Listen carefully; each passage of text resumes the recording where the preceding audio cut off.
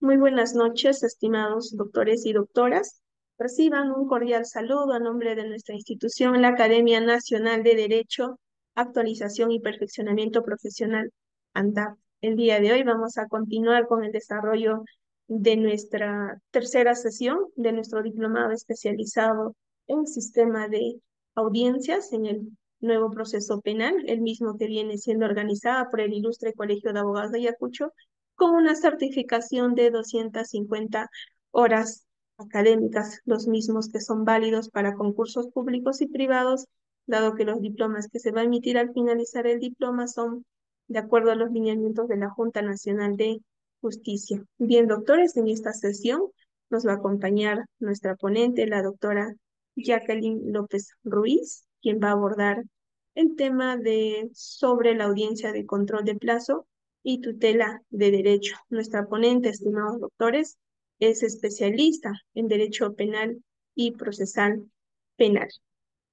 Asimismo, doctores, para que nuestra sesión del día de hoy se desarrolle de manera dinámica, activa, pueden encender sus cámaras. Aquellos que desean formular sus preguntas pueden realizarlo a través del chat, y también aquellos doctores que desean interactuar con nuestra ponente pueden alzar el icono de la mano, se les estará habilitando el audio. Recordarles, doctores, que las preguntas que se deben formular deben ser de acuerdo al tema que nuestra ponente va a desarrollar en esta sesión. Asimismo, le solicitamos estricto respeto a nuestra ponente, a los organizadores del evento académico y a todos nuestros participantes quienes se encuentran en esta plataforma Zoom, y a aquellos que también nos están visualizando a través de nuestro Facebook Live desde distintas regiones de nuestro país. Bien, doctora Jacqueline, muchas gracias. Con ello le doy el uso de la palabra para dar inicio a la sesión del día de hoy. Muchas gracias, doctora. Muchísimas gracias, Anda, por la invitación y, por supuesto, a la certificación del Ilustre Colegio de Abogados de Ayacucho. Sin más preámbulo, vamos a dar inicio a lo que viene a ser la continuación de estos cursos de especialización. Para ello voy a proyectar unas diapositivas que, por favor, desearía me comenten si es que la pueden ver. Ya veo que tengo el acceso. Sí, doctora, ya se puede visualizar. Gracias. Bien, en esta ocasión nos corresponde abordar este tópico, una de las tantas herramientas que pueden ser utilizadas en el derecho procesal penal, como lo son el control de plazos y la tutela de derechos. Vamos a desarrollar aspectos controvertidos, los aspectos más sustanciales de cada una de estas figuras, pero antes me gustaría situarnos en la sede natural en la cual se pueden invocar este tipo de herramientas o vehículos, como son el control de plazos, les indico, y la tutela de derechos. Y para ello también es importante situarnos previamente en lo que significa específicamente las etapas del proceso penal, porque también es importante saber el estadio procesal en el que nos encontramos para saber qué herramienta invocar cuando somos defensa técnica, por ejemplo. En ese sentido, tenemos aquí, por ejemplo, que la investigación preparatoria viene a ser la sede natural en la cual se puede invocar o se deberá invocar el control de plazos y la tutela de derechos. Vamos a ahondar un poco más en estos detalles a continuación. Pero lo primero que debemos entender es que dentro de las etapas del proceso penal, no todas las herramientas van a ser pertinentes de invocar. De que investigación preparatoria podemos utilizar, por ejemplo, este tipo de vehículos a continuación. En la investigación preparatoria debemos destacar que esta, al ser una etapa, una macroetapa, se divide en dos subetapas. Tenemos una subetapa primera de diligencias preliminares denominada investigación preliminar, que está dirigida por el fiscal, y esta fase también se le llama indagaciones previas. Se van a realizar los actos más urgentes o inaplazables por parte del Ministerio Público. Ahora bien, posterior a ello, y una vez concluida esta primera fase urgente de diligencias pertinentes que programará la Fiscalía, es que vamos a tener inmediatamente, por su lado, y la Fiscalía tendrá que tomar una decisión. Tenemos aquí un camino. Por un lado, decide archivar el proceso y para esto emitirá la disposición correspondiente, cuyo nombre es disposición de archivo. Y por otro lado, podría tomar la decisión de formalizar la investigación preparatoria. Si es que opta por cuál camino, por el segundo, por ejemplo, de la formalización, esto significaría que ya la Fiscalía tiene cargos imputados en contra de alguien. Ya estamos hablando de que existe un proceso penal propiamente con un sujeto o sujetos individualizados, que es un requisito previo para la formalización, y además esto viene acompañado de la continuación de una investigación preparatoria que ya había sido iniciado en la etapa de indagaciones previas.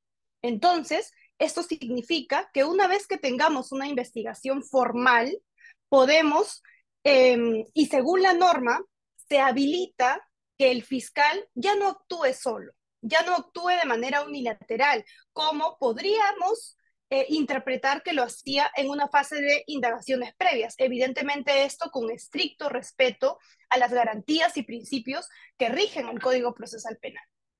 En ese sentido, lo más importante que debemos destacar es que una vez que se decide disponer la formalización y continuación de la investigación preparatoria, lo que corresponde inmediatamente es que la Fiscalía debe, y esto es un deber, así lo ordena la norma, comunicar al juez de investigación preparatoria y es en ese momento que se va a asignar un juez para esta fase procesal.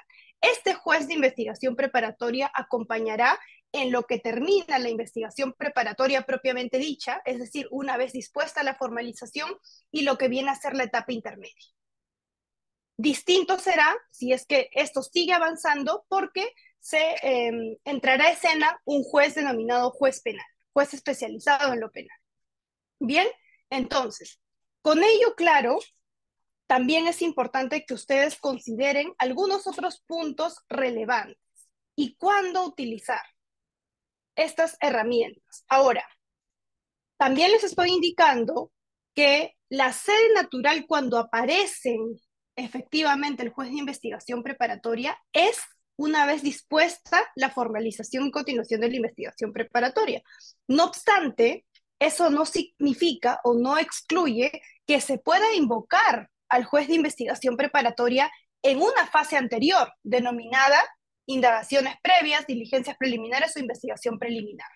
Entonces, eso es absolutamente importante por cuanto a nosotros va a permitirnos efectivamente no dejar desprotegida esta fase, que en una primera oportunidad, por ejemplo, podríamos indicar que no correspondería invocar al juez de la investigación preparatoria. Claro, la sede natural donde se invoca y nace esta comunicación automática una vez dispuesta la formalización y continuación de la investigación preparatoria es claramente en esta fase de investigación preparatoria propiamente dicha. Pero recuerden, y repito, eso no excluye que en una etapa o subetapa anterior se pueda invocar también al juez de la investigación preparatoria. Por ejemplo, si es que el plazo viene siendo vulnerado, y esto es un derecho que debemos resguardar, y la Fiscalía, porque en esta fase de diligencias preliminares o indagaciones previas, el titular de la acción penal y el director de la misma es el Ministerio Público. Pero puede ocurrir también que en ciertas ocasiones este Ministerio Público no respete los plazos. Y es usual o es seguramente más normal de lo que parece estas transgresiones. Entonces, por otro lado, no es que debemos esperar a que se formalice o no es que simplemente debemos indicar, bueno, como el caso todavía está incipiente, no podemos hacer nada todavía. Eso no es necesariamente correcto, en virtud de que, y ahora vamos a detallar muy bien, cada una de estas herramientas procesales se podría invocar también en un estadio anterior. Eso también para tenerlo en consideración como uno de los puntos previos a tratar. Ahora bien, por otro lado, importante también es dejar sentada la finalidad de la investigación preparatoria. Esto por cuanto no debemos perder de vista qué se persigue. El fiscal como titular de la acción penal y como defensor de la legalidad, muchas veces olvida esta otra cara, el otro cariz que debe tener la finalidad de su investigación preparatoria. ¿Y cuál es? Es recabar elementos de cargo y de descargo. No olvidemos esta última parte. No se trata de una persecución por sí misma, sino que se trata de que el Ministerio Público tiene que recabar y para ello va a programar diligencias en virtud y al amparo de la objetividad que debe tener a lo largo de toda la investigación preparatoria y en realidad a lo largo de todo el proceso penal. Bien, entonces, dentro de las finalidades podemos identificar pues que esto permite, estas diligencias que va a realizar, que va a programar, van a permitir a la fiscalía decidir si es que por su cuenta acusa o si por el caso sobresee al imputado. Ahora bien, una vez ya estando en la formalización misma, y acá importa mucho entender, repito, la naturaleza de la etapa para abordar propiamente las instituciones que estamos indicando, es que no debemos perder de vista este tipo de decisiones que toma la Fiscalía una vez culminada una subfase o fase. Terminamos diligencias preliminares, decisión, archivo o sobreseo. ¿De qué depende? Del resultado de mi investigación preliminar.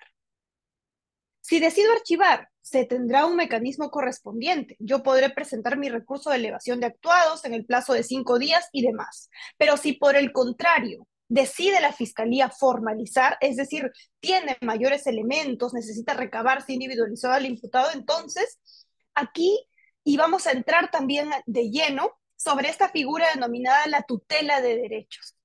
También es una pregunta muy frecuente, ¿no? ¿Qué pasa? ¿Yo puedo cuestionar esta disposición de formalización en continuación de la investigación preparatoria? ¿O no puedo hacer nada? Simplemente, si es que hay una arbitrariedad, algún abuso por parte de la fiscalía, yo simplemente no puedo cuestionarla. Y claro, de entrada podemos indicar que vía tutela de derechos no es posible cuestionar la formalización. Pero antes de esto, la pregunta es si es que la disposición propiamente, así como si por un lado archivo, yo puedo cuestionarla claramente, si considero que esta disposición va en contra de los intereses de la parte denunciante agraviada, se puede presentar un recurso de elevación de actuados y la norma así lo permite.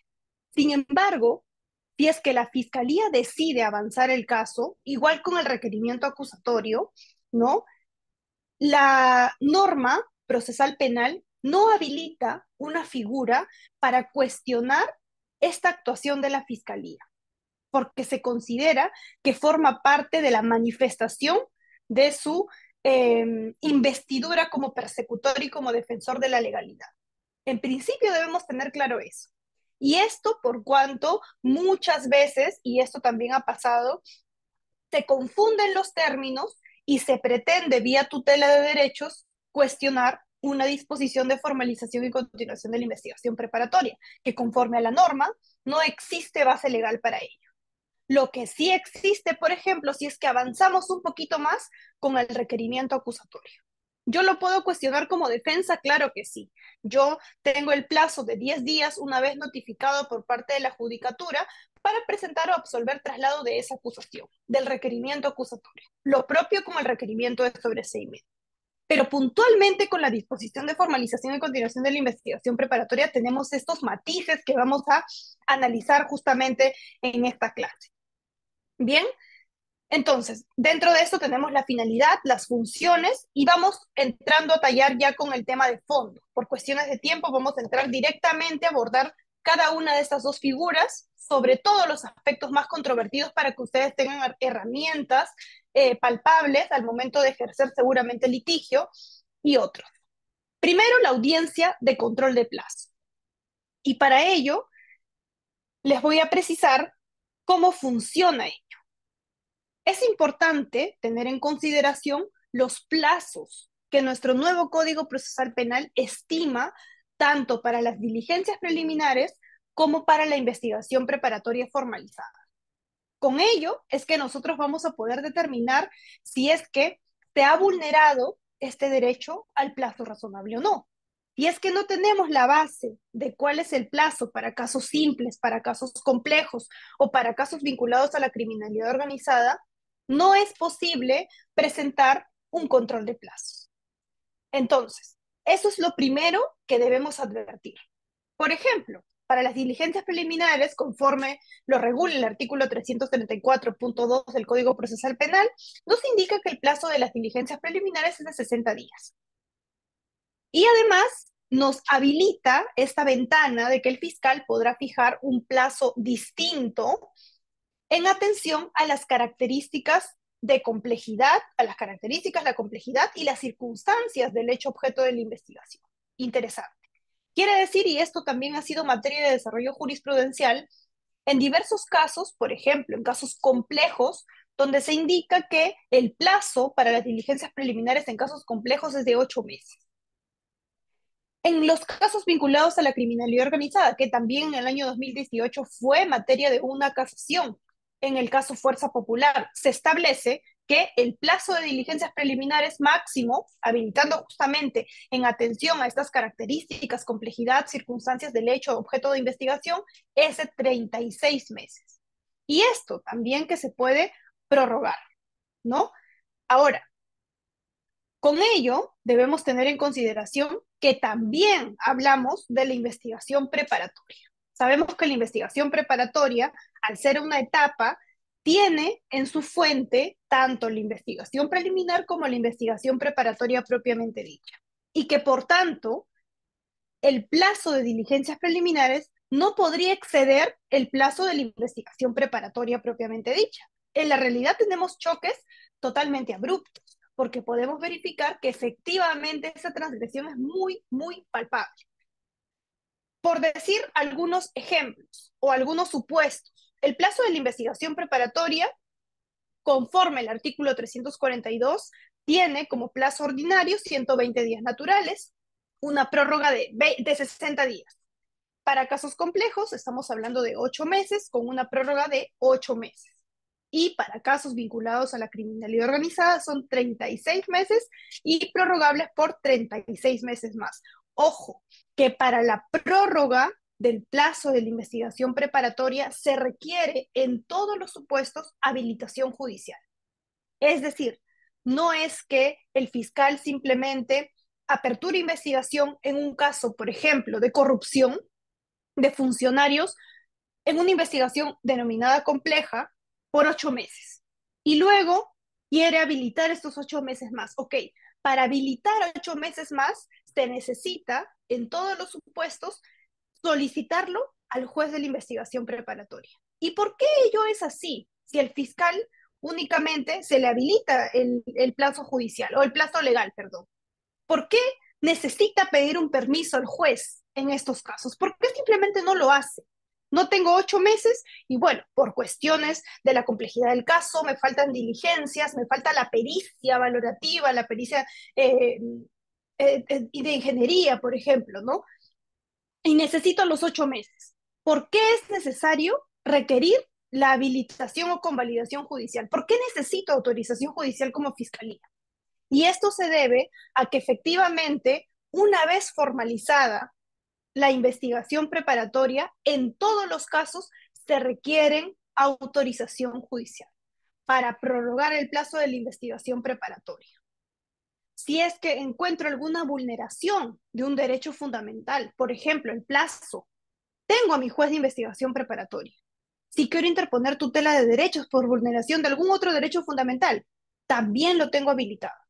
Incluso si Fiscalía quiere requerir la acusación o requerir el sobreseimiento, también necesitamos autorización judicial. Entonces, esto permite concluir que una vez dispuesta la formalización y continuación de la investigación preparatoria, se tiene efectivamente habilitada esta potestad del juez de autorizar o no dicho requerimiento. Ya no es una disposición simplemente, es un requerimiento, una solicitud que se le hace al juez de investigación preparatoria. Tanto fiscalía como defensa técnica pueden acudir al juez de investigación preparatoria justamente para garantizar para verificar que se cumple esa garantía. Se llama juez de garantías. Él tiene que resguardar que se respeten, que no se transgredan estos derechos que pueden verse habilitados en un escenario procesal. Bien, entonces, ¿cuál es el presupuesto para invocar un control de plazos? Conforme el artículo 343, inciso 2 del Código Procesal Penal, tenemos que, una vez vencidos los plazos, para ello nuevamente tenemos que revisar cuáles son los plazos concretos que habilita la norma y, en ese supuesto, interponer seguramente el control de plazos u otro mecanismo o herramienta o vehículo que habilite también la norma. Entonces, el artículo 342.2 nos dice, una vez vencidos los plazos de la investigación que establece nuestro Código Procesal Penal, si el fiscal no da por concluida la investigación preparatoria, las partes pueden solicitar su conclusión al juez de la investigación preparatoria. ¿Sí? Entonces, es importante por cuanto existen muchos casos en los cuales, si bien tenemos ahí una disposición fiscal, por ejemplo, que ha ordenado, ¿no?, la formalización y continuación de la investigación preparatoria. Ha declarado complejo el caso por 8 meses y que, por tanto, habiéndose un poco antes del vencimiento, se pide con toda legalidad la prórroga del plazo de la investigación preparatoria. En el caso más extremo, imaginemos que el juez le otorga la prórroga del plazo de la investigación preparatoria por 8 meses más. Estamos hablando que el fiscal ha tenido solo con formalización 8 meses y que la prórroga se declara fundada por 8 meses más. ¿Qué sucede en la práctica? Que concluidos los 8 meses, Fiscalía no concluye la investigación preparatoria. Pero vamos, la norma lo dice, y más que eso también, o a la par, el juez también ha ordenado y ha indicado expresamente que tal fecha vencía el plazo.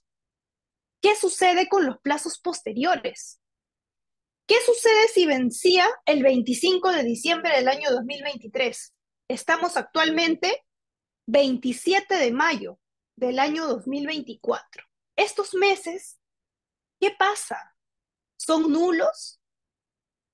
Las diligencias que se han podido realizar posterior al vencimiento del plazo, ¿cuál es ese efecto? ¿No? Y la norma también nos indica, efectivamente, si ustedes revisan su artículo 144 del Código Procesal Penal, existe acá una diferenciación en 2 incisos, que lo vamos a desarrollar a continuación, porque esto sí me parece sumamente relevante, ya que existen problemas de interpretación al respecto. El artículo 144 del Código Procesal Penal nos dice, primero, caducidad, ¿no? Primero, el vencimiento de un plazo máximo implica la caducidad de lo que se pudo o debió hacer, salvo que la ley permita prorrogar. Quiere decir que si estamos en un escenario, en este ejemplo, investigación preparatoria, se dispone la formalización, plazo, 8 meses por ser complejo, ok. Si es que la fiscalía solicita al juez esta ampliación por 8 meses más, esto caduca, equivalente, ¿es nulo? No. ¿Por qué? Porque existe habilitación judicial y más que eso, la ley permite prorrogar la investigación preparatoria. Diferente es ya en este caso extremo. Estamos, investigación preparatoria, 8 meses. Prórroga declarada fundada por el Juzgado de Investigación Preparatoria a la Fiscalía por 8 meses más. Vence el 25 de diciembre del año 2023. ¿Qué pasa con lo posterior? La norma no habilita la figura, la prórroga de la prórroga. Por tanto, esa figura, al ser inexistente, no amparada en nuestro ordenamiento jurídico procesal, es nulo. Debemos entender que todos los actos posteriores al vencimiento de un plazo cuyo plazo efectivamente y específicamente ha sido indicado de manera expresa hasta un límite, y ya no tiene amparo legal, es, conforme el artículo 144.1, nulo. Repito, el vencimiento de un plazo máximo implica la caducidad de lo que se pudo o debió hacer, salvo que la ley permita prorrogarlo. La única excepción es la legal. Si es que la norma me habilita, no puedo indicar que es nulo, que caduca. Y dice, ¿por qué interpretamos que son las diligencias que la fiscalía no pudo hacer? Porque la norma lo dice. Dice, el vencimiento de un plazo máximo, en el ejemplo que les estoy indicando, implica la caducidad de lo que se pudo o debió hacer. Esta diligencia que se está realizando fuera de plazo, ¿se debió hacer en el plazo concreto o no? Claro que sí. Por tanto, todo lo posterior, salvo que la ley permita prorrogarlo, será nulo. Distinto es lo que ocurre con el inciso 2, cuando nos indica los plazos que solo tienen como fin regular la actividad de fiscales y jueces serán observados rigurosamente por ellos. Su inobservancia solo acarrea responsabilidad disciplinaria. ¿Qué quiere decir? Que, por ejemplo, en este mismo caso, Fiscalía no concluye la investigación preparatoria, pero tampoco está realizando ningún acto. Simplemente no lo hace por desidia, por negligencia, porque tiene demasiada carga procesal, etc. ¿Qué sucede?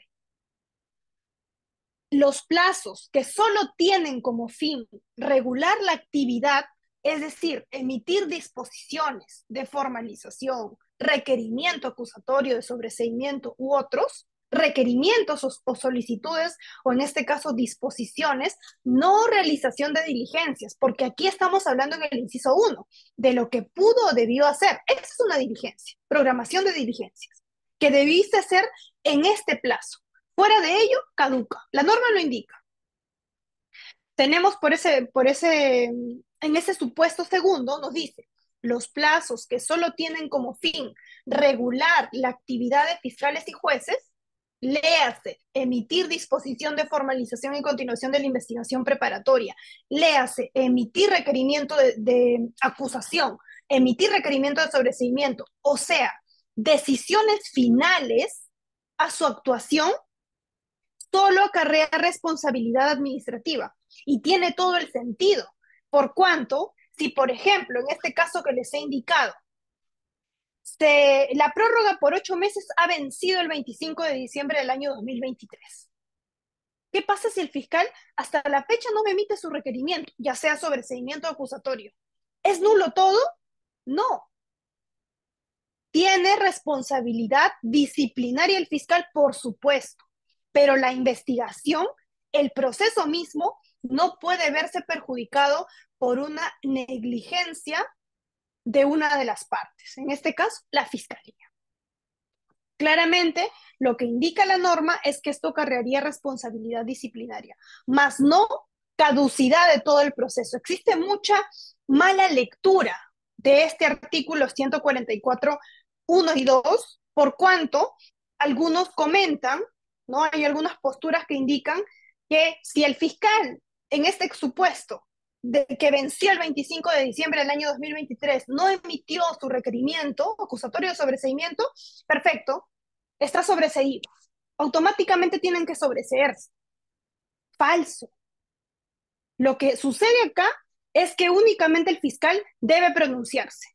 Y esta demora, esta dilación injustificada claramente porque la norma le ha dicho solamente 8 meses más y ya venció, ¿qué corresponde? Responsabilidad disciplinaria. Pero el proceso mismo no puede verse perjudicado ni mancillado por ese detalle o por ese supuesto grave, porque seguramente va a tener en la vía correspondiente, que no es la penal, o que no va a perjudicar este mismo proceso. ¿Queda claro? Al respecto también debemos advertir, y es importante precisarles a ustedes, que ha habido pronunciamientos por parte de la Corte Suprema en un recurso de apelación, en el cual se ha interpretado a mi criterio erróneamente este artículo 144, y habilitando una figura inexistente en nuestra normativa que se denominan los plazos impropios.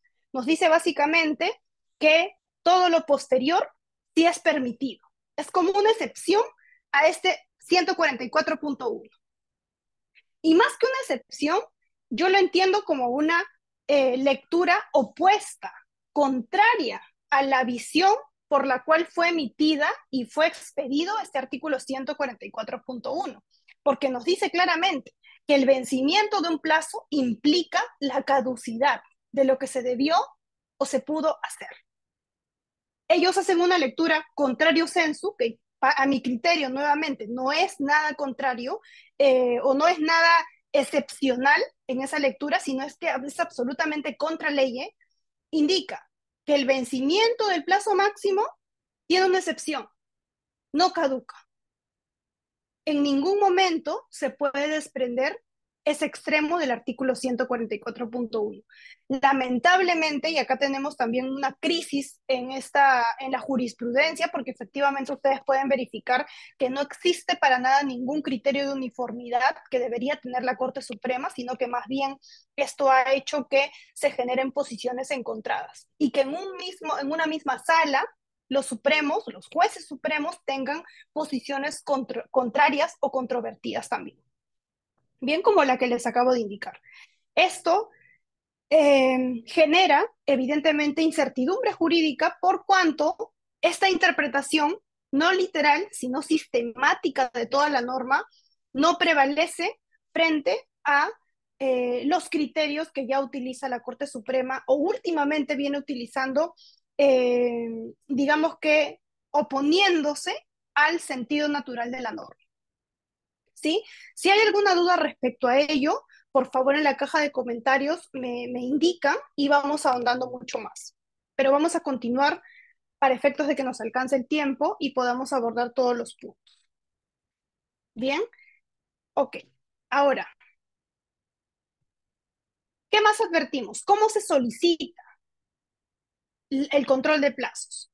Porque también, nuevamente, otro mito es que cuando ven vulnerado el plazo razonable, lo que quiere hacer la defensa técnica es presentárselo al mismo juez de investigación preparatoria. Claro, él lo va a resolver, pero también se tiene que agotar la vía previa. Se tiene que agotar pedirle al fiscal que concluya su investigación preparatoria. No es necesariamente dar un salto de garrocha y subir la escalera o subir 2 peldaños de la escalera e irnos directamente al juez de investigación preparatoria. Esto no funciona así, sino que lo primero que se debe hacer es verificar, una vez verificado la excesiva duración de estos plazos, se tiene que solicitar al fiscal provincial le dé término al plazo de la investigación preparatoria. Y una vez que el fiscal responde negativamente o simplemente no responde, recién se va a tener que acudir al juez de la investigación preparatoria. Una vez que se indica que se solicita esta audiencia de control de plazos, efectivamente se va a habilitar un nuevo cuaderno y el juez de investigación preparatoria programará una audiencia denominada con ese mismo nombre, audiencia de control de plazos. En esa audiencia de control de plazos se va a tener que argumentar y debatir justamente acerca de la vulneración o no del plazo. Es un aspecto, digamos, relativamente matemático, por cuanto simplemente se va a tener que indicar la disposición fiscal nos indica esto. Este plazo. Se dispuso tal plazo. La norma nos dice tal plazo. Vamos tal fecha. Por tanto, es un plazo excesivo el que la fiscalía se rehúsa a dar término. No es una cuestión, básicamente, verificar la norma y verificar las disposiciones. Pero se tiene que agotar esta vía previa de solicitar al fiscal. Sin eso, el juez puede indicar que efectivamente no se ha agotado este recurso, esta vía, y por tanto puede rechazar un control de plazo y seguir dilatando mucho más este pedido.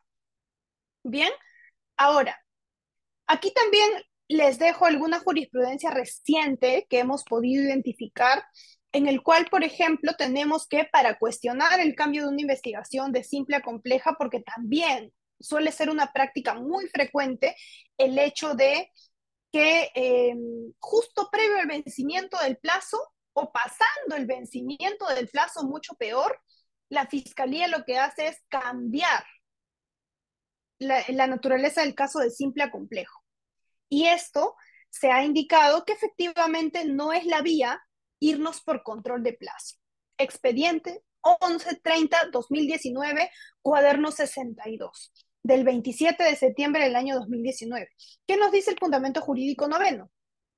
Con respecto al cuestionamiento de la declaración de complejidad de la investigación, como ya se ha dejado sentado, el mecanismo de control de plazo se circunscribe a verificar el cumplimiento del plazo legal. Les acabo de indicar. Es un aspecto cuasi matemático. La disposición me dice tal fecha, tal plazo. La norma me ordena tal plazo. Vamos tal fecha. Ustedes lo pueden graficar en una línea de tiempo, por ejemplo, para hacerlo mucho más ilustrativo, y es algo tan directo, tan evidente. La Fiscalía no va a poder contraargumentar ello. Y al juzgado no le va a quedar otra opción que declarar fundado el control de plazo. Ahora, un aspecto relevante también es que el efecto de declararse fundado un control de plazo no significa que me van a sobreseer el caso. Significa simplemente que se concluyó una investigación preparatoria y que le van a otorgar un plazo legal al fiscal para emitir el requerimiento correspondiente, que puede ser acusatorio o sobreseimiento, pero no automáticamente es el sobreseimiento. También existe un error en interpretación, y he escuchado muchas veces a colegas que indican que efectivamente el efecto de que declaren fundado tu control de plazo es que automáticamente te van a requerir el sobreseimiento. Y eso no es cierto. Por eso es que estratégicamente algunos deciden u optan interponer un control de plazo u otros no. La norma lo habilita, sí, pero depende muchas veces de el momento procesal en el que estemos, ¿no? Y verificar estos efectos. Ahora, correcto, por tanto, en este caso, en el fundamento jurídico noveno que les estoy indicando, nos colocan pues que se circunscribe a verificar el plazo legal o razonable, más no a determinar la vulneración de otro derecho fundamental del imputado que ocurra durante diligencias preliminares o la investigación preparatoria. Recuerden que en el control de plazo lo que tenemos que hacer es el cuestionamiento, una vez verificada justamente que se ha transgredido, incumplido los plazos. Es eso y únicamente eso. En ese mismo sentido, nos dice la Sala Penal Nacional en el expediente de la Corte Suprema de la República, se ha pronunciado en un cuaderno de apelación 2-2018-4, Lima, del 16 de octubre del 2019, un caso anterior, en el cual señala que la naturaleza compleja o no de una investigación preparatoria se debe verificar a través de la vía excepcional de tutela de derechos, que a continuación la vamos a revisar.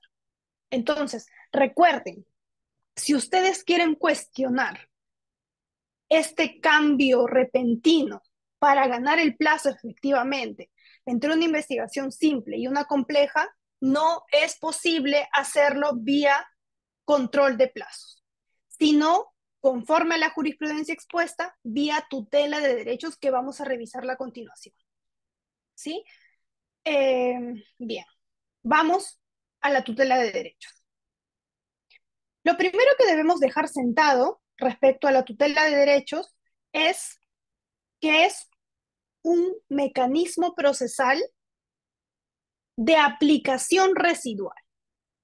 Es decir, y acá les tengo algunos ejemplos. ¿Qué pasa si es que, por un lado, se vulnera un derecho fundamental al plazo razonable? Eso también se encuentra respaldado vía tutela de derechos. Claro que sí. Miren, fíjense en esa diapositiva. Es un mecanismo procesal, garantiza la plena vigencia de derechos y garantías. ¿El derecho al plazo razonable no es un derecho y garantía que se encuentra comprendido? Claro que sí. Procede ante afectaciones concretas y no potenciales. Pero viene esta característica que la diferencia del control de plazos.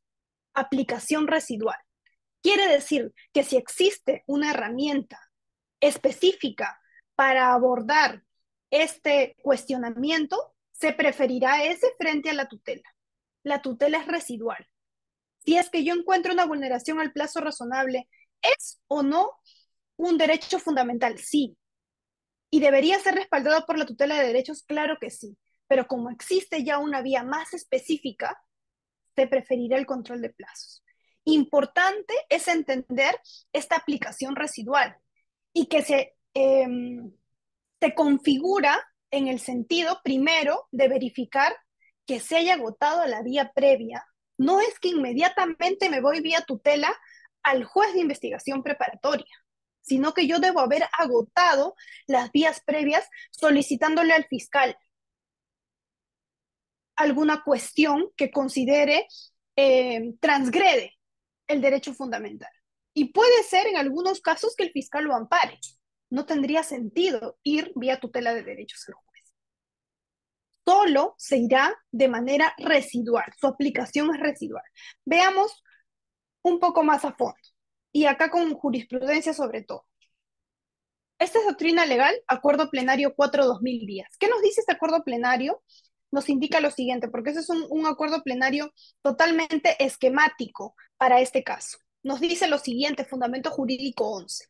La finalidad esencial de la audiencia de tutela es la protección, resguardo y consiguiente efectividad de los derechos del imputado reconocidos por la Constitución y las leyes. Desde esta perspectiva, el juez de la investigación preparatoria se erige en un juez de garantías. Es el obligado a respetar, garantizar y efectivamente evitar estas transgresiones. Y si las hubiera, repararlas. Entonces, nos indica lo siguiente. Desde esta perspectiva, el juez de la investigación preparatoria se erige en un juez de garantías durante las diligencias preliminares y la investigación preparatoria. No es cierto que solamente va a resguardar o garantizar durante la investigación preparatoria propiamente dicha.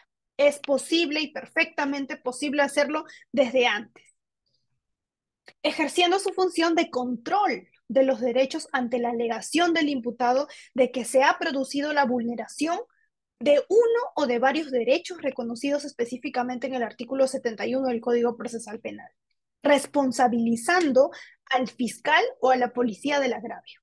En otras palabras, su finalidad esencial consiste que el juez determine desde la instancia y actuación de las partes la vulneración al derecho o garantía constitucional prevista en la citada norma y realice un acto procesal dictando una medida de tutela correctiva que ponga fin al agravio. Por ejemplo, y ahora vamos a ver puntualmente los ejemplos para que primero tengamos esta base dogmática. Tutela correctiva, poner fin al agravio si es que se encuentra vulnerando algún agravio de vulneración de un derecho fundamental, inmediatamente ponerle fin. Reparadora, ¿no? Por ejemplo, subsanando una omisión o protectora.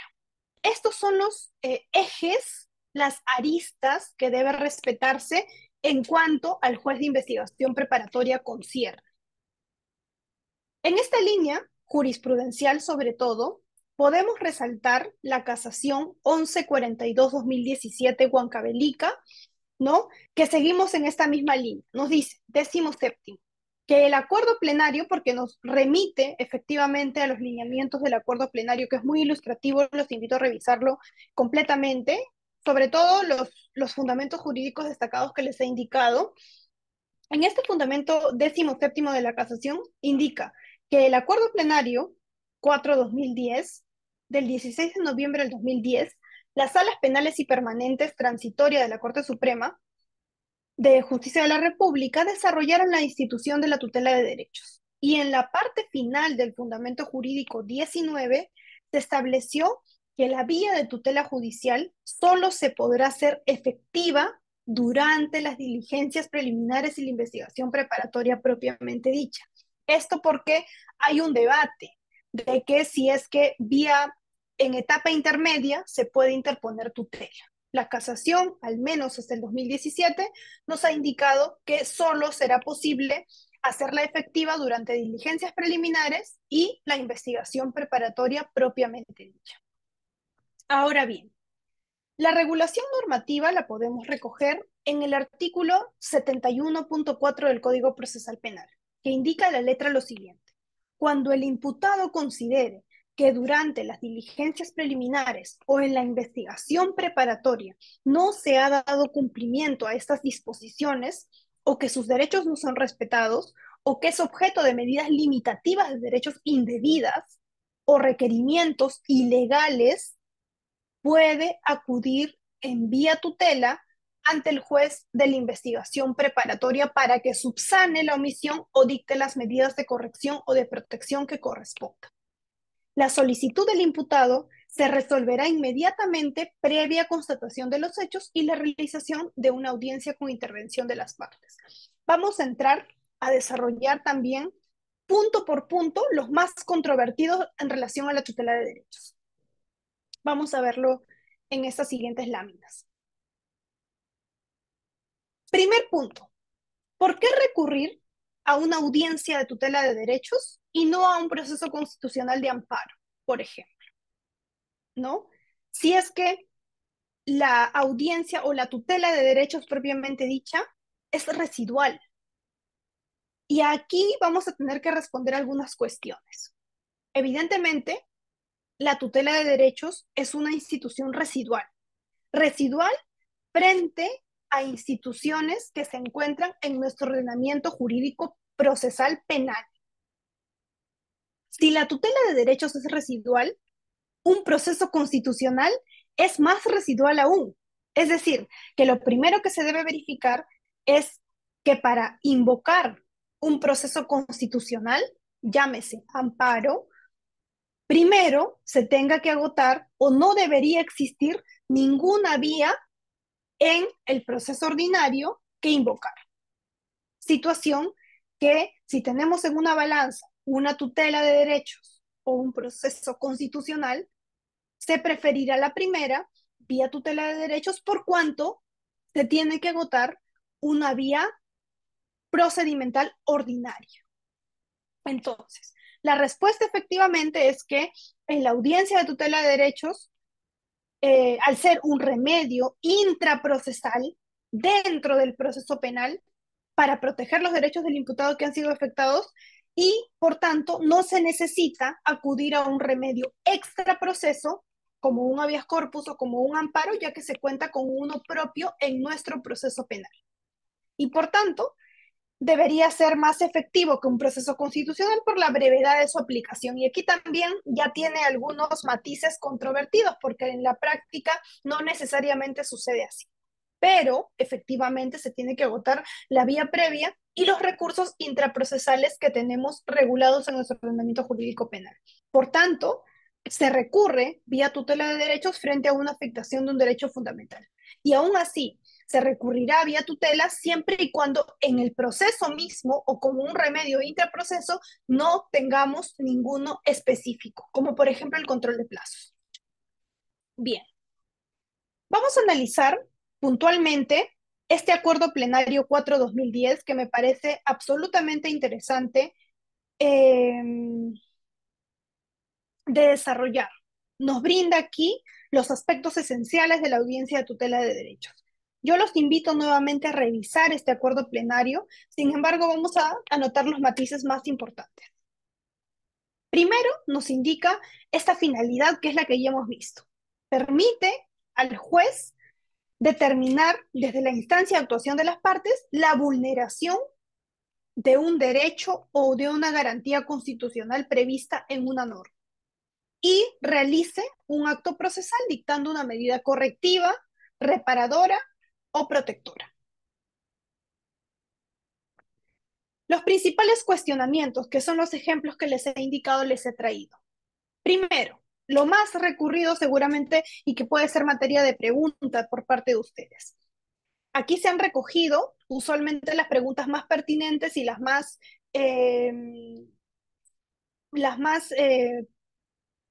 agotadas, digamos, las más requeridas por parte de los participantes para efectos de darle una respuesta. Primero, nos dice, ¿se puede cuestionar a través de la audiencia de tutela de derechos los requerimientos y disposiciones realizadas por el fiscal? una de las preguntas más concurrentes en este tipo de temas. Y para esto vamos a remitirnos a lo que nos indican estos lineamientos del Acuerdo Plenario 4/2010, Fundamento Jurídico 14º y Fundamento Jurídico 18º. Nos dice, se puede cuestionar cualquier tipo de disposición o requerimiento que haga el fiscal, siempre que sean ilegales y vulneren derechos fundamentales. Pero también nos dice otra cosa, Fundamento Jurídico 18º.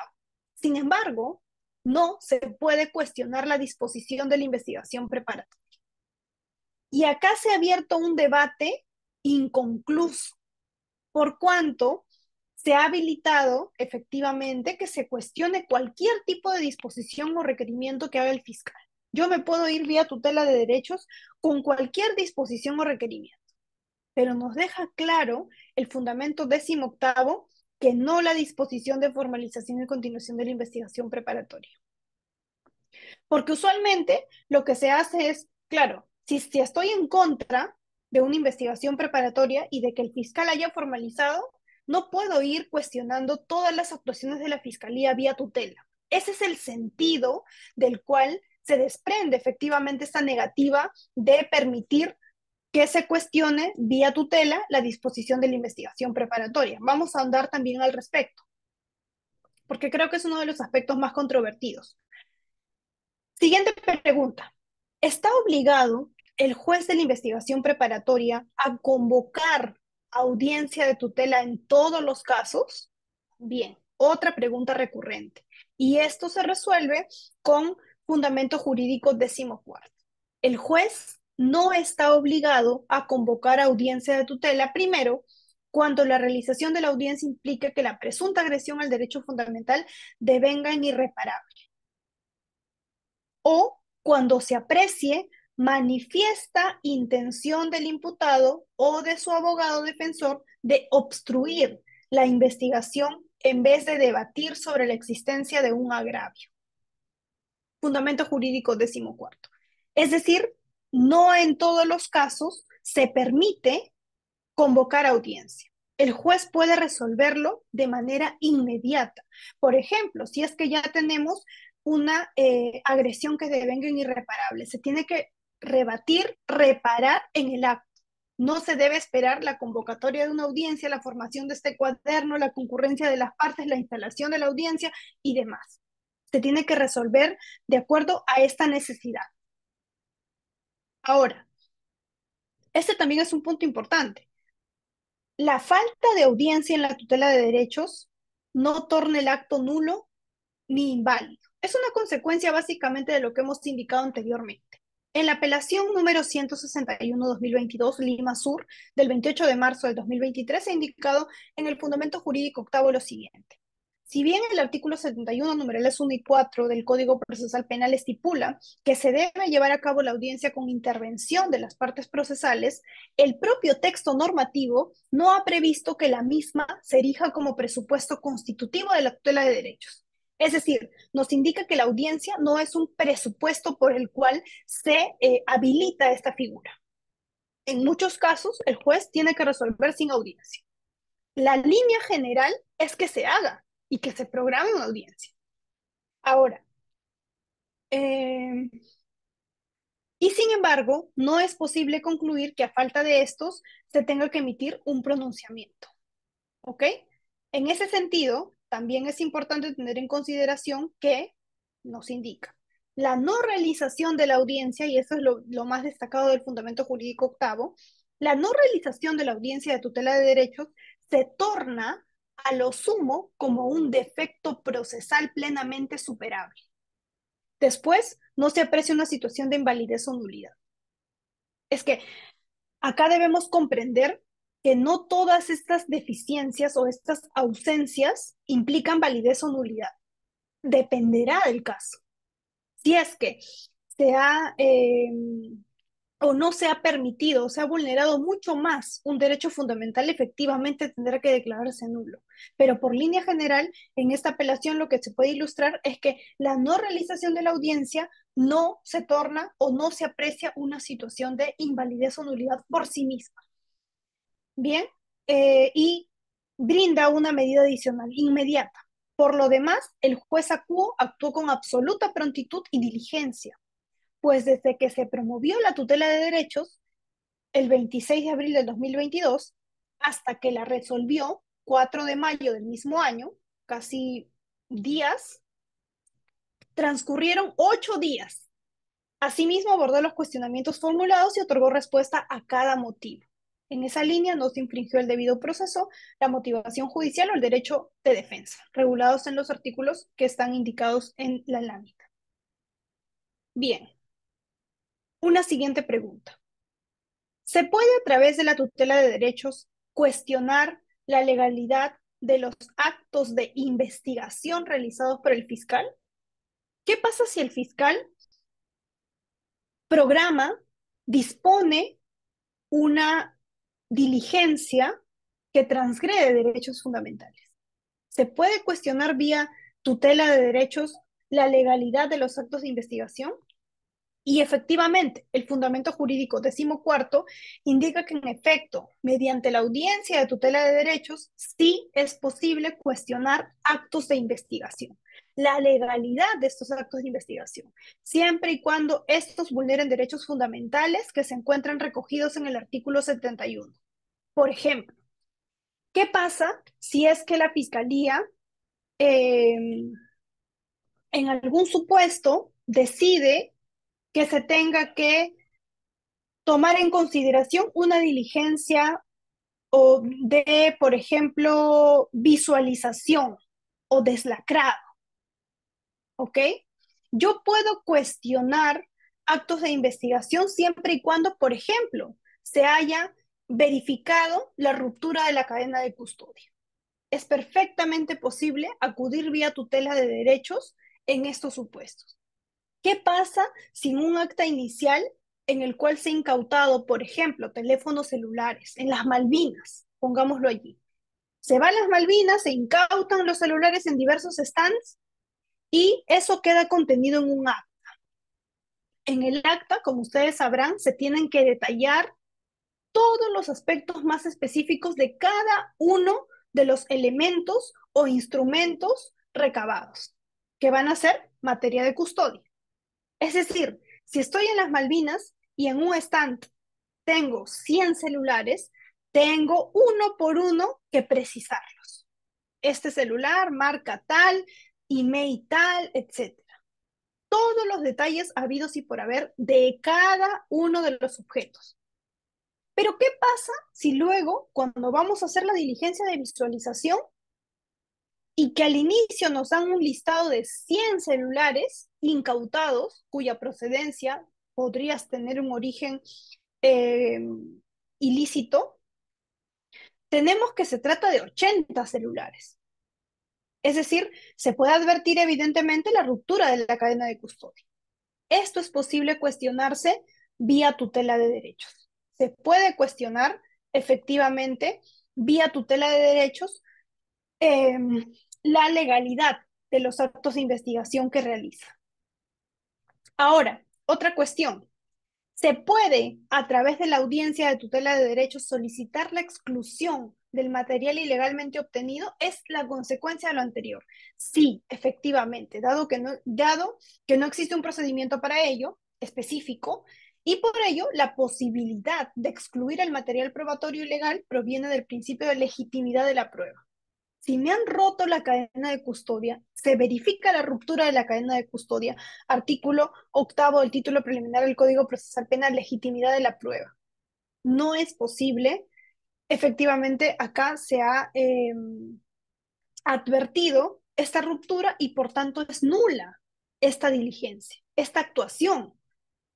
Se pretende condenar a una persona cuya procedencia de aparentes teléfonos celulares eran de origen ilícito, cuando aquí vamos a verificar específicamente, según OCIPTEL, ¿Qué procedencia tiene? Ya no tenemos los mismos teléfonos. Y ha pasado en muchísimos casos en los cuales, por ejemplo, al inicio se incautan 100 celulares, de los cuales 10 son marca iPhone, Apple, ¿ok? Pero luego, en la visualización, estos 10 celulares se cambian por otros de cualquier otra denominación y además todos estos tienen o son los únicos que ahora figuran en Occitel como robados o hurtados. Todos los demás, no. Entonces, evidentemente aquí se puede verificar la ruptura de la cadena de custodia. Y esto es perfectamente cuestionable vía tutela de derechos. Ahora, una cuestión adicional sobre esta situación, ¿no? Una jurisprudencia que puede servirles también para complementar lo anterior. Expediente 224-2020, cuaderno 59, del 4 de diciembre del año 2020, ¿no? Nos dice también 3.6. Acuerdo plenario, el acuerdo 4-2010 del 16 de noviembre del 2010 señala lo siguiente. A través de la audiencia de tutela se podrá solicitar la exclusión del material probatorio obtenido ilícitamente, en los casos en que ésta sea la base de sucesivas medidas o diligencias, siempre que no exista una vía propia para alcanzar este propósito y que tenga que ver con la afectación o vulneración de alguno de los derechos fundamentales del imputado reconocidos en el artículo 71 del Código Procesal Penal. La posibilidad de atacar el material probatorio obtenido ilegalmente deriva del reconocimiento del principio de legitimidad de la prueba, axioma que instruye que todo medio de prueba será valorado solo si se ha obtenido e incorporado al proceso por un procedimiento constitucionalmente legítimo. ¿Cómo es que se pretende, en el caso que les he puesto a consideración, que inicialmente, si se incauta una cierta cantidad de celulares de cierta denominación, y cuando vamos a hacer una diligencia de visualización para verificar la procedencia de cada uno de los teléfonos que han sido incautados, primero existe una irregularidad con respecto al número de herramientas, de teléfonos celulares? Y segundo, las marcas que supuestamente figuran en un acta inicial no se condicen con las que hoy visualizamos.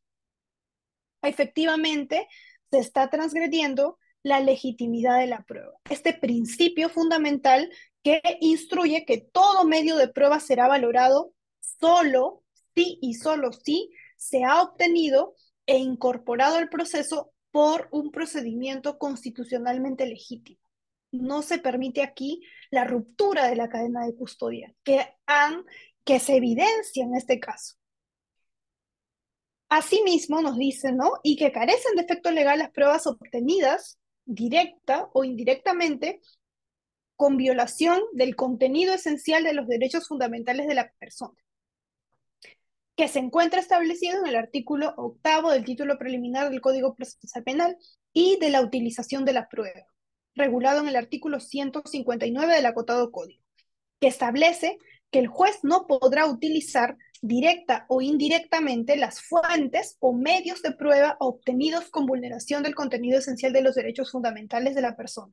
Lo anotado hace viable que en la audiencia de tutela se cuestionen los elementos probatorios obtenidos mediante procedimientos ilegales o viciosos y que, una vez comprobada su ilicitud, el juez determine su exclusión como medida correctiva o de protección. El efecto, al interponer vía tutela en el ejemplo concreto que les he brindado, es que se excluya este material probatorio en este caso. Hay muchísimos supuestos en los cuales recién se tienen que llegar a la Corte Suprema para que esto sea amparado. Algo tan evidente como que hubo una ruptura de la cadena de custodia y a quien le correspondía custodiar, como su nombre se indica, lo ha efectivamente ha vulnerado o violado este principio. Ahora bien, por último, tenemos este otro acuerdo plenario que también es totalmente relevante, es el número 2-2012, que también nos habla acerca de la audiencia de tutela e imputación suficiente. Vamos con ello. Primero, conocimiento de los cargos formulados contra el imputado como derecho fundamental protegido por la audiencia de tutela de derechos. Tenemos que los derechos fundamentales que se protegen son aquellos previstos en el artículo 71. ¿Qué más? Uno de ellos es el conocimiento de los cargos formulados en contra del imputado. ¿Qué más? Debe entenderse por cargos penales aquella relación o cuadro de hechos, acontecimiento histórico de relevancia penal que se atribuye al imputado y que prima facie justifican la inculpación formal del Ministerio Público. Vamos a entrar a tallar sobre estos puntos. Debemos considerar en relación a ello lo siguiente. Y acá son algunas preguntas destacadas para efectos de que ustedes tengan a bien responder. Primero, ¿cuál es el grado de precisión fáctica que deben tener los hechos imputados por el fiscal en la disposición de formalización y continuación de la investigación preparatoria? Es lo primero, ¿ok? Tal consideración, como se sabe, ha de estar alejada de las meras presunciones y fundada en puntos de partida objetivos y asentada en la experiencia criminalística de que en pureza existe un hecho de apariencia delictiva perseguible, presupuesto jurídico material atribuible a una o varias personas con un nivel de individualización razonable y rigurosa. Es importantísimo tener en consideración en este punto que el grado de precisión fáctica que se exige a toda disposición de formalización y continuación de la investigación preparatoria es evidente. Nos dice, ¿no? Claramente, aquí este acuerdo plenario que les he citado del 2002, ha de estar alejada de las meras presunciones. Es decir, tenemos que respetar la imputación necesaria. Se tiene que presentar una disposición de formalización mediante o con respeto y con la evidente imputación concreta. No me pueden indicar que a las alturas de la disposición de formalización, por ejemplo, estoy especulando, estoy presumiendo que hizo tal o cual acto. Y fundada, nos dicen, puntos de partida objetivos, asentada en la experiencia criminalística, de que en pureza existe un hecho de apariencia delictiva perseguible, ¿ok? Eso es súper importante. Ahora, por otro lado, está el otro punto de si es posible, entonces, y esa formaba parte aquí de la pregunta inicial,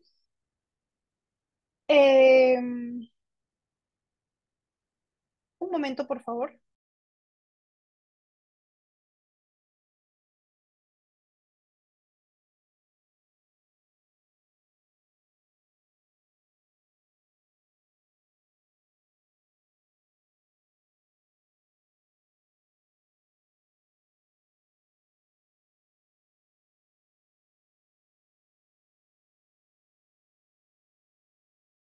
Ok, listo.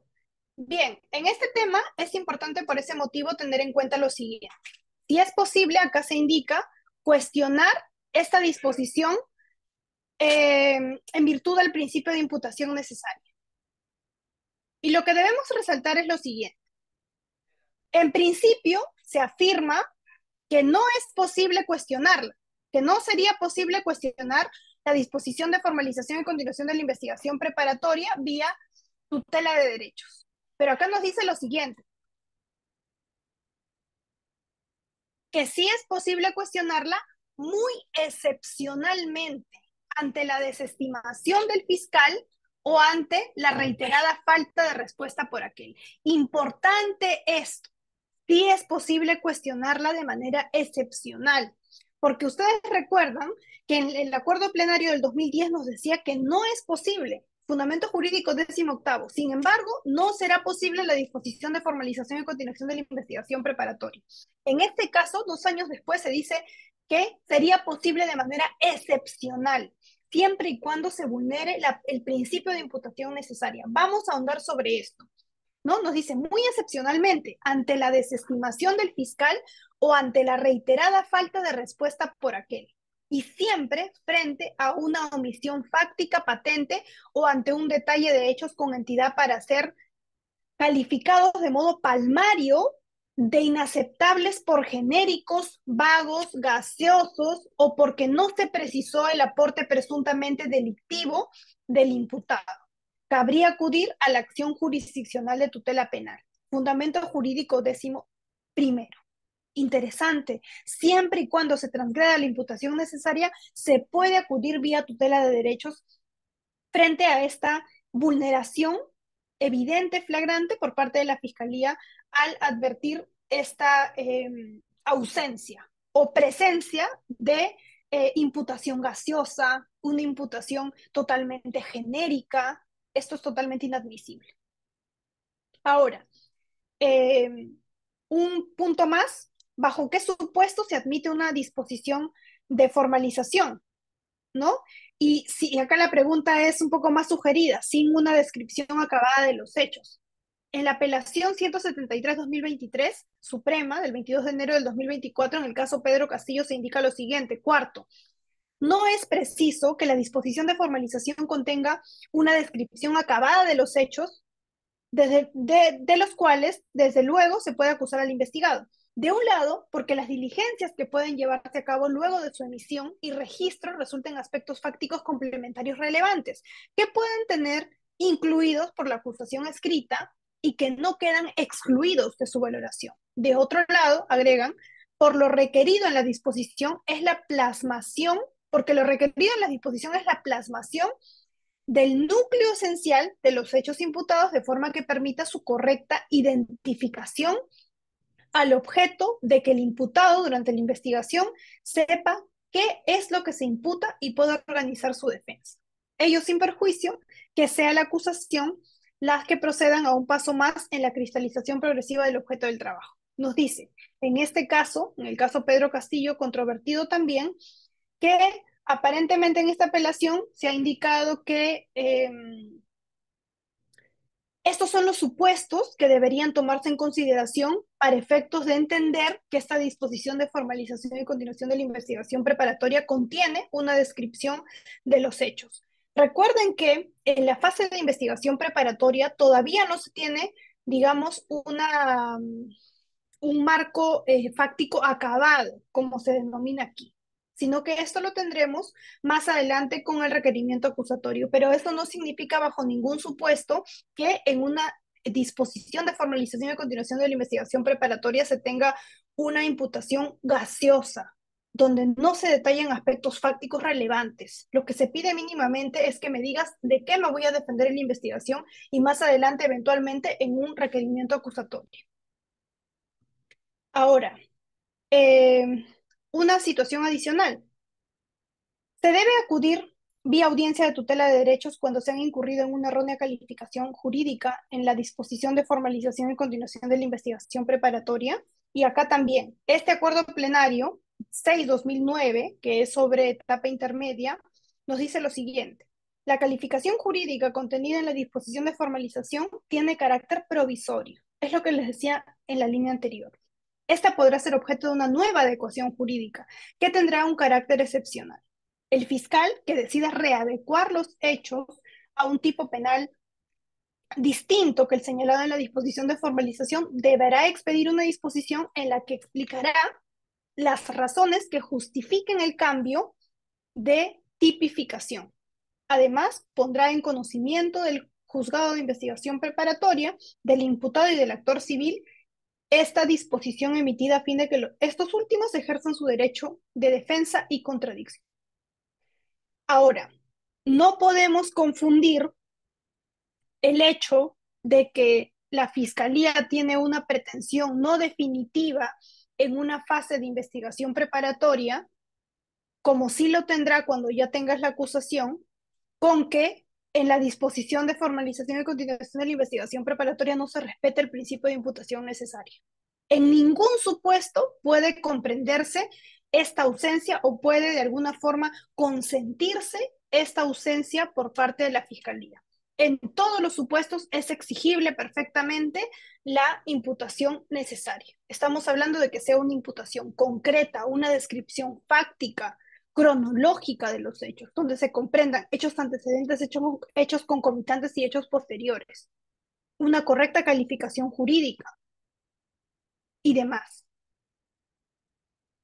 Bien, en conclusión, ¿no? Por la excepcionalidad de esta figura de tutela de derechos, esta podrá ser solicitada cuando, uno, previa solicitud de readecuación típica, esta es desestimada o ignorada.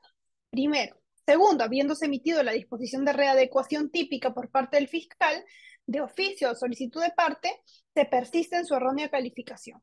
Esta es una situación excepcional frente a esta readecuación típica que hace la fiscalía, ¿no? Y por otro lado, ejerciendo el contradictorio, la defensa o el actor civil podrá solicitar esta audiencia de tutela. Un punto final es, y que se ha sometido a un debate muy controvertido, es que si existen casos en los cuales el Ministerio Público emite una disposición de formalización sin cumplir con las exigencias mínimas de motivación requeridas en el artículo 336 del Código Procesal Penal. ¿Qué hacemos en estos casos? Y puntualmente, ¿no? Lo que se tiene que hacer es fijar criterios para evitar la desnaturalización de la vía tutela de derechos, porque lamentablemente en la práctica, en el litigio se puede verificar que hay un abuso, hay un uso excesivo de invocar tutelas de derechos cuando ya no caben.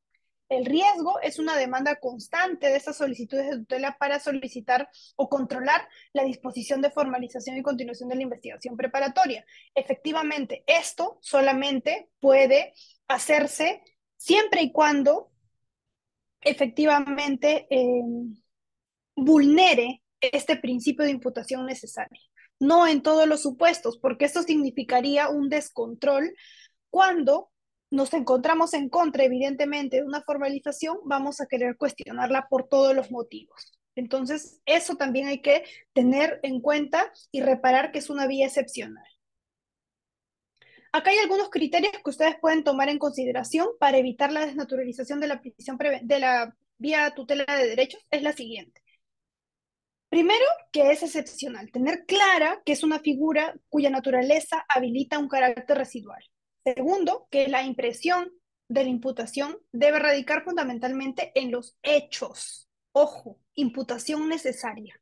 Tenemos que ver los hechos. Tercero, el juzgado de investigación preparatoria solo puede ejercer una función correctora. El juzgado de investigación preparatoria no suple las actividades que debe hacer el fiscal. Cuarto, el grado de exhaustividad que se le debe exigir al fiscal corresponde al nivel de probabilidad indiciaria inicial. No se le puede exigir una pretensión definitiva en la formalización, claramente, pero tampoco se puede permitir abusos de ausencia de imputación necesaria. Y por último, se debe ejercer a solicitud de parte. Bien, con todo ello voy a dar por finalizada por cuestiones de tiempo esta exposición. Les agradezco muchísimo la atención prestada y quedo atento si es que hay alguna consulta adicional en el chat. Tenemos la participación del doctor Javier. Se le va a habilitar su audio.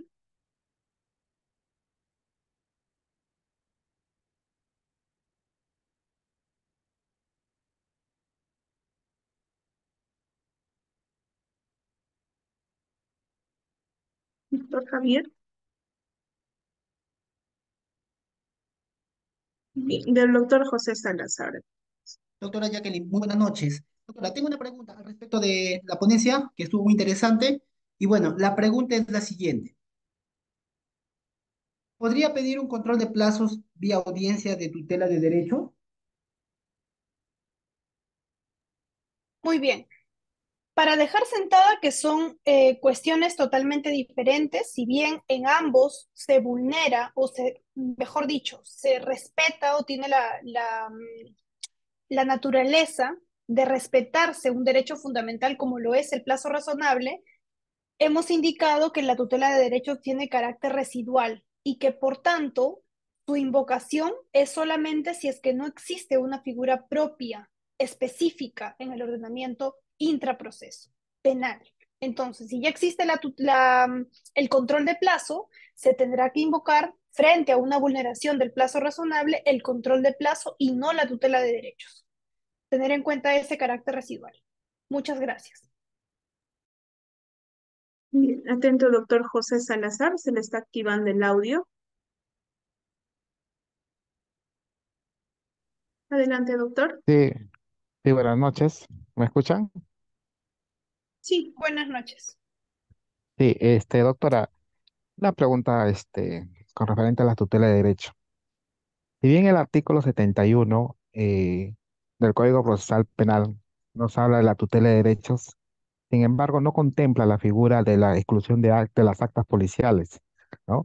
Pero sí lo dice el Acuerdo Plenario 04/2010, ¿no? Que sí se puede solicitar la exclusión de actas policiales, ¿no? Por intervención irregular. Sin embargo, doctora, yo tenía una audiencia no hace mucho de exclusión de actas policiales.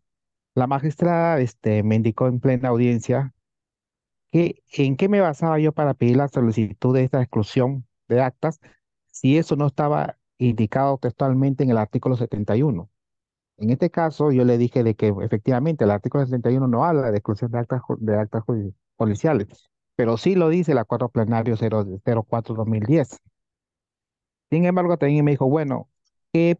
Me preguntó, me dijo, ¿qué afectación constitucional eh, yo estaba solicitando para poder excluir un acta de intervención policial?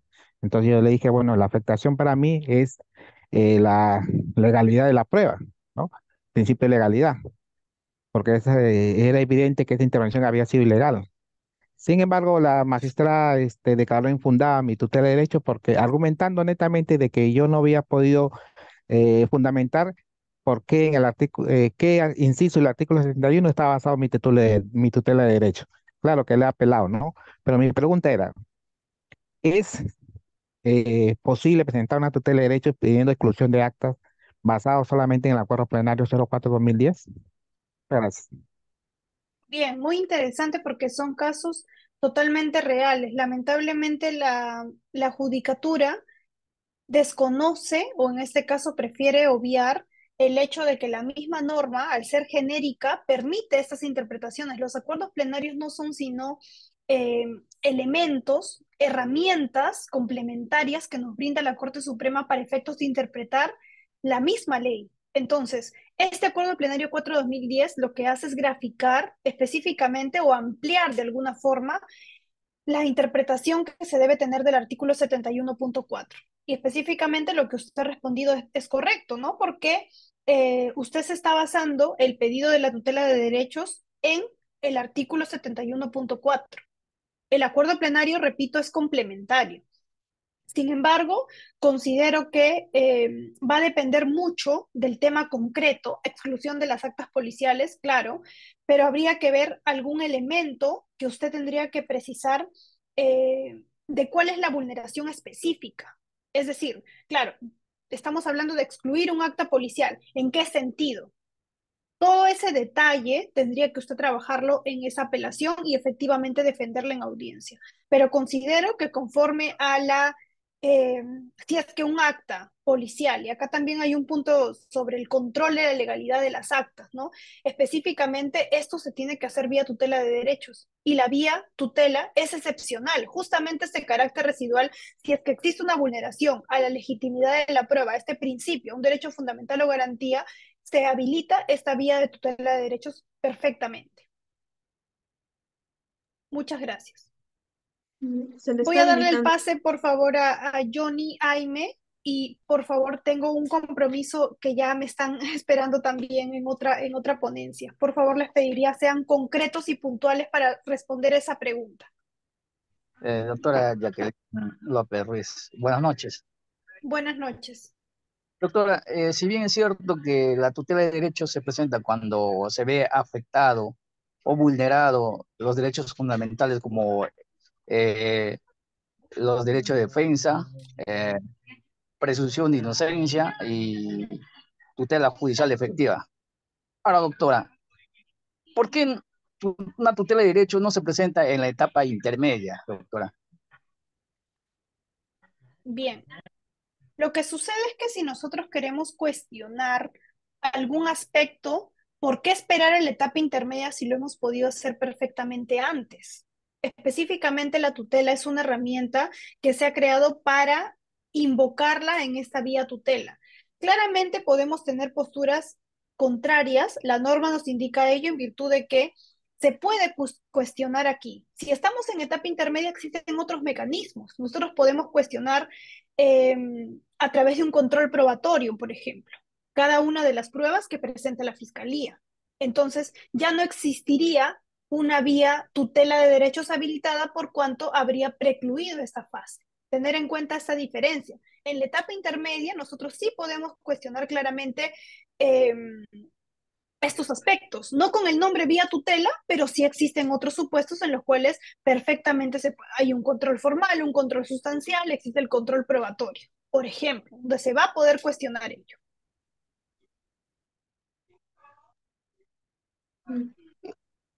Doctora, esto, Por favor, se le va a habilitar el audio al doctor Douglas.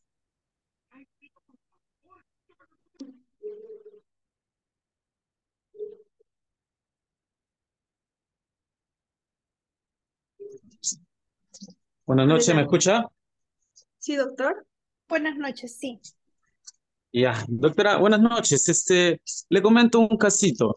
Yo interpuse control de plazo en la investigación preliminar porque ya había superado, si bien es cierto, los 60 días y obviamente se declaró fundada y en el plazo de 5 días, pues el representante del Ministerio Público ha emitido la disposición que corresponde, pero me parece algo inapropiado que lo ha puesto como investigación compleja, poniéndole por 8 meses, ya que en la investigación preliminar no ha hecho ninguna actuación fiscal, salvo pues la denuncia recabada, pues no, la manifestación de la menor. No ha hecho nada más y le declara complejo. Yo, a mi parecer, estoy pensando ir por la tutela de derechos, porque no ha cumplido los requisitos que es para declararlo complejo a la investigación. Correcto. Si usted ha verificado lo que hemos abordado en la clase, específicamente existe una jurisprudencia que puede apoyar esa línea en la cual estos cambios sorpresivos de naturaleza o de casos simples a complejos, solo con la finalidad de ganar plazo, porque eso es evidente, si no se presentan estos aspectos de concurrencia de la complejidad de la investigación, usted perfectamente puede cuestionarlos vía tutela de derechos.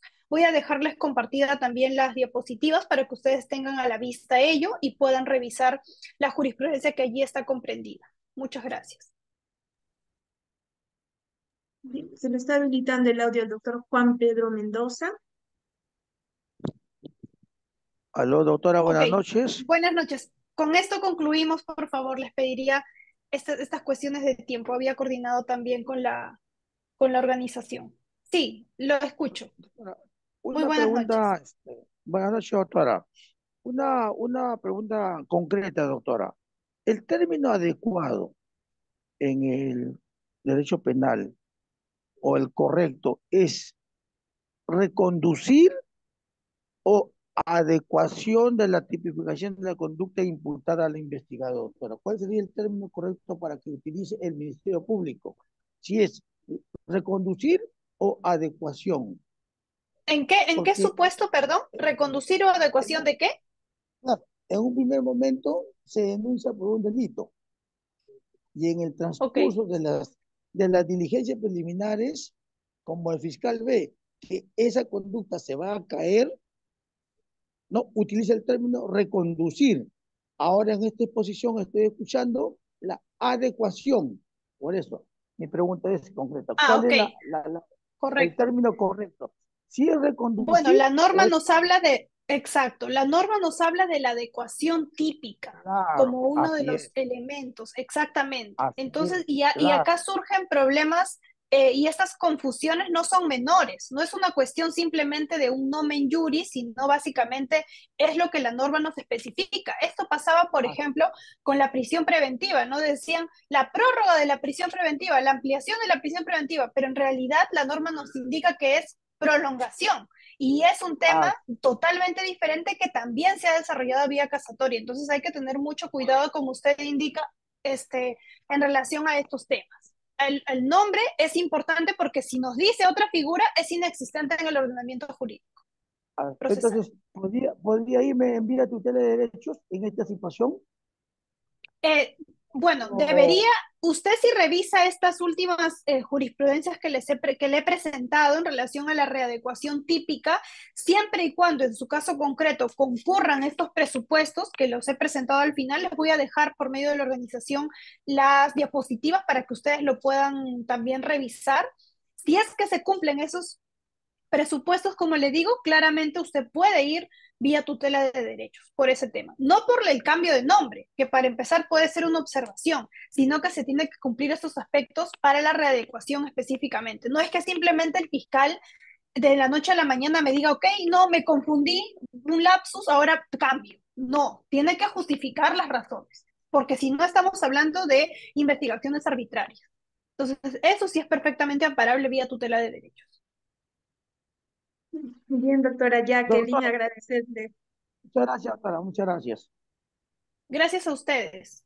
Bien, doctora Jacqueline, agradecerle por la excelente disertación sobre el tema sobre la tutela y el control de plazo. Le quedo eternamente agradecida. Esperamos contar con su participación en nuestros próximos eventos académicos. Espero estar coordinando, doctorita. Muchísimas gracias, doctora. Muchísimas gracias y bendiciones a cada uno de ustedes. Hasta una siguiente oportunidad. Cualquier cuestión, de todas maneras, en las diapositivas están mis datos de contacto. Yo se las voy a compartir por medio de la organización. Les agradezco nuevamente a todos los participantes. He visto que había habido participación masiva y espero verlos en una siguiente oportunidad. Muchísimos éxitos a cada uno de ustedes. Hasta luego. Hasta luego, doctora. Buenas noches, doctora. Buenas noches. Bien, doctores, agradecerle por su participación a No, cada uno de ustedes. En cuestión de tiempo, la quiero, doctora no ha podido responder las preguntas de cada uno de ustedes. Aquellos doctores que todavía no se han inscrito a nuestra certificación, las inscripciones están disponibles. Para el día de mañana estaremos habilitando los PPTs que la doctora Jacqueline me va a compartir y el vídeo también se va a cargar en su aula virtual de cada participante. buenas, Recordarles, lo voy a desactivar. sí, pero son 35 folios.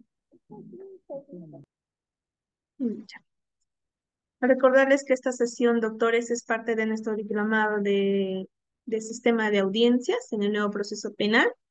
La siguiente semana estaremos tocando sobre la audiencia de la prisión preventiva, en sus modalidades. Vamos a tocar prolongación, adecuación, cesación y revisión. Estará a cargo por el doctor Jean Paul.